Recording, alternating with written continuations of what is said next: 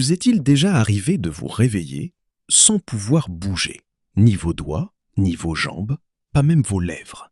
Vos yeux sont grandement ouverts, votre cœur bat la chamade contre vos côtes comme un tambour, et vous sentez quelque chose de lourd presser votre poitrine. Vous essayez de crier, mais rien ne sort. Vous essayez de réciter un verset, mais votre langue est gelée. Et, dans cette seconde terrifiante, vous jurez sentir une présence dans la pièce avec vous. Si cela vous est déjà arrivé, vous n'êtes pas fou, vous n'êtes pas faible, et vous n'êtes certainement pas seul. Des millions de musulmans à travers le monde ont vécu exactement cette expérience, et nos savants en parlent depuis des siècles. Cela porte même un nom dans notre tradition. On l'appelle Al-Jatham. Et ce soir, nous allons analyser ce que c'est réellement, ce qui le cause, et surtout, comment s'en protéger, de la manière dont le prophète sallallahu alayhi wa sallam nous l'a enseigné. Commençons par le début.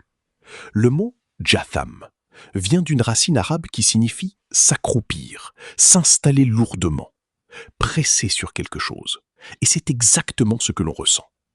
Nos savants classiques l'ont décrit comme une force qui descend sur une personne endormie la nuit. Le grand linguiste Ibn Manzour, dans son célèbre dictionnaire « Lisan al-Arabe », a décrit cela comme la lourdeur qui s'abat sur le dormeur, le poids qui écrase la poitrine, l'entité qui rend visite pendant les moments les plus profonds du sommeil. La médecine moderne appelle cela la paralysie du sommeil.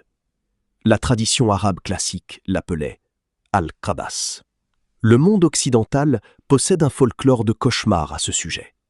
Mais à travers chaque culture et chaque siècle, la description est étrangement la même. Une présence lourde, un corps figé, une incapacité à appeler à l'aide. Puis soudain, cela se lève et vous vous réveillez en haletant. Maintenant, c'est ici que cela devient sérieux, car l'islam ne traite pas cela comme un simple conte de veillée pour effrayer les enfants. Nos savants disent clairement qu'Al-Jatham est réel. Ce n'est pas du folklore, ce n'est pas de l'imagination. Et cela a deux sources possibles. La première source est purement physique. Les médecins l'expliquent aujourd'hui ainsi. Votre corps possède un mécanisme intégré qui paralyse vos muscles lorsque vous entrez dans la phase la plus profonde du sommeil. C'est en fait une miséricorde d'Allah, car sans cela, vous agiriez physiquement lors de chaque rêve que vous faites. Mais parfois, le timing glisse. Votre esprit se réveille avant votre corps. Vous devenez conscient alors que vos muscles sont encore verrouillés. Votre cerveau est alerte, mais votre corps n'a pas reçu le signal de se rallumer. Et dans cet intervalle, la panique s'engouffre. Certaines personnes voient des ombres dans le coin de la pièce, certains ressentent un poids sur leur poitrine, certains entendent des bruits de pas ou des murmures, et certains ont l'impression d'être étranglés ou maintenus au sol. Les médecins modernes affirment que cela arrive souvent lorsque le sommeil est irrégulier, lorsque le stress est élevé, lorsque le cycle de sommeil est perturbé ou lorsque le corps est épuisé. Donc oui, dans de nombreux cas, Al-Jatham a une explication médicale claire. Mais nos savants nous disent aussi qu'il existe une seconde source, et c'est la partie qu'aucun manuel de biologie ne peut expliquer. Parfois, Al-Jatham est causé par les djinns. Oui, ces créatures qu'Allah a créées d'un feu sans fumée, celles dont le Coran parle à plusieurs reprises, celles qui partagent cette terre avec nous, dans un royaume parallèle que nous ne pouvons pas voir. Certains savants ont lié cela à une personne qui a été négligente dans son adoration, qui a abandonné la prière, qui s'est entourée de péchés, ou qui a délaissé les protections enseignées par le prophète, sallallahu alayhi wa sallam.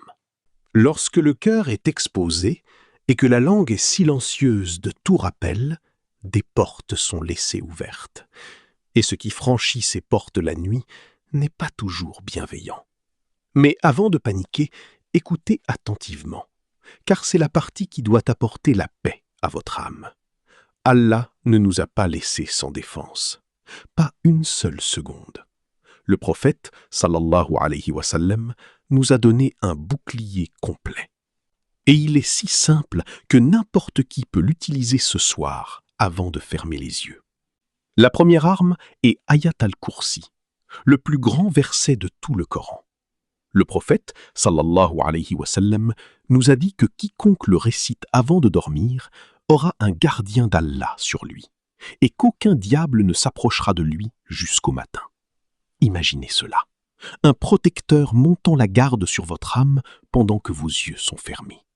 Tout cela grâce à un seul verset. La deuxième arme réside dans les 3 dernières sourates du Coran, Al-Ikhlas, Al-Falaq et An-Nas. Le prophète, sallallahu alayhi wa sallam, les récitait 3 fois, soufflait dans ses mains et les passait sur son corps avant de dormir. C'était son armure nocturne, et elle peut être la vôtre aussi. La 3e arme est la doua pour dormir. Bismika Allahumma amutu wa ahya. En ton nom, ô Allah, je meurs et je vis. Une phrase simple qui place votre âme sous la protection de celui qui contrôle chaque souffle que vous prenez. Et il y a une chose de plus sur laquelle les savants ont insisté. Réveillez votre langue avec le souvenir d'Allah tout au long de la journée.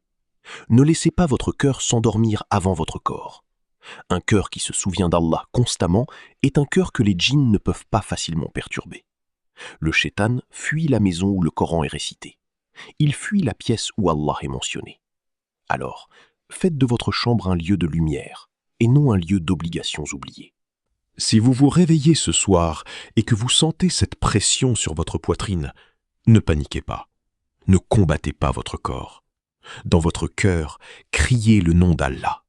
Murmurez « La ilaha illallah » avec n'importe quel son que votre âme peut produire.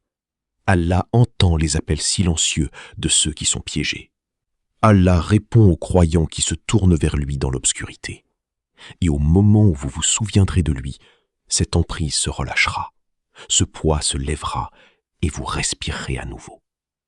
Al-Jatham est réel, la peur est réelle, mais Allah est plus grand que tout cela. Et Allah sait mieux.